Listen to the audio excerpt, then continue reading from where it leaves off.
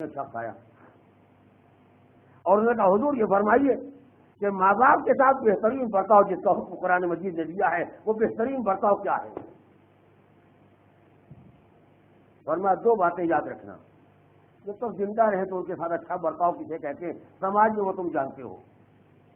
کسی کے ساتھ اچھا سلوک کیسے کیا جاتا ہے تمہیں معلوم ہے، لیکن اگر مر بھی جائیں تو تم پر ان کا حق بہرحال باقی رہتا ہے، اور اسی پریشانی کی بنیاد پر اس نے کہا حضور اگر مرنے کے بعد بھی احسان کرنا ہے تو مرنے کے بعد کیا کریں؟ زندگی میں تو اچھا برتاؤ معلوم ہے، کھانے کا انتظام کریں گے، پہننے کا انتظام کریں گے، رہنے کا انتظام کریں گے، خدا نہ خاصہ بیمار ہو جائیں دوا علاج کا انتظام کریں گے، تو دنیا میں اچھا برتاؤ ہوتا ہے، لیکن آپ فرماتے مرنے کے بعد بھی احسان کی ذمہ داری باقی رہتی ہے، تو آخر مرنے کے بعد ماں باپ کے ساتھ اچھا برتاؤ کیا کریں؟ اب تو نہ وہ کھانا کھانے کے لائق ہیں، نہ کپڑا پہننے کے لائق ہیں، نہ ان کے لیے مکان بنایا جا سکتا ہے، اب بتائیے ان کے لیے کیا کریں؟ فرمایا دو باتوں کا خیال رکھنا، مرنے کے بعد بھی جو ان کے ساتھ اچھا برتاؤ ہو سکتا ہے اس میں بنیادی باتیں ہیں دو۔ پہلی بات یہ ہے کہ اگر ان کے ذمے کوئی حق رہ گیا ہے تو اسے ادا کرو، قضاء دین، جو قرض ان کے ذمے ہے، چاہے بندوں کا قرض ہو چاہے مالک کا قرض ہو، جو ان کے ذمے کوئی حق کوئی قرض رہ گیا ہے اسے ادا کر دو، یہ پہلی تمہاری ذمہ داری ہے۔ اور اگر تمہیں کوئی حق نہیں معلوم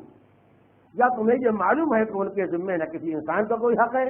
نہ ان کے ذمے واجبات سے کچھ رہ گیا ہے، تو اس کے بعد بھی تمہاری ذمہ داری ہے کہ ان کے حق میں استغفار کرتے رہو۔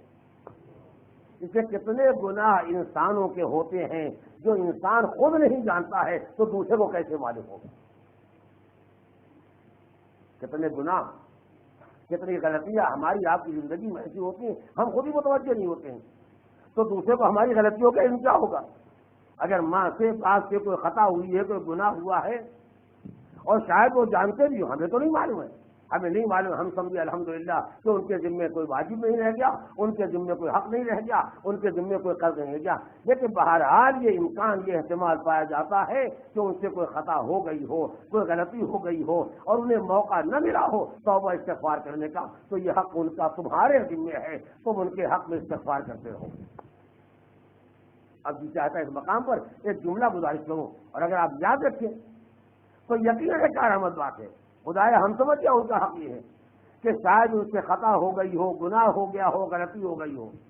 ہم استغفار کریں مگر فائدہ کیا ہوگا؟ گناہ کرے کوئی اور، استغفار کرے کوئی اور، غلطی کرے کوئی اور، توبہ کرے کوئی اور، ہماری توبہ کا اثر کیا ہوگا؟ ہمارے استغفار کا اثر کیا ہوگا؟ کہ ہم نے تم سے استغفار کرنے کے لیے اسی لیے کہا ہے کہ تمہاری ذمہ داری استغفار ہے، تو فقط یہ سوچ جاؤ کہ کیا ہماری توبہ سے ان کا گناہ بخشا جائے گا،